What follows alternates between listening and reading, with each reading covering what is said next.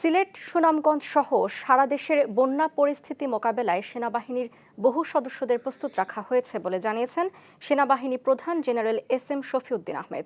দুপুরে সিলেটে বন্যা পরিস্থিতি পর্যবেক্ষণ শেষে সাংবাদিকদের তিনি একথা জানান। সেনাপ্রধান বলেন, দুর্গম এলাকাগুলো থেকে পানিবন্দী মানুষকে উদ্ধার করতে বহু সেনা সদস্য মোতায়েন রয়েছেন। তারা মানুষকে খাদ্য ও বিশুদ্ধ পানি সরবরাহের কাজে নিয়োজিত। এছাড়া বন্যা পরবর্তী সময়েও সেনাবাহিনীর কার্যক্রম অব্যাহত রাখার আশ্বাসও দিয়েছেন সেনাপ্রধান।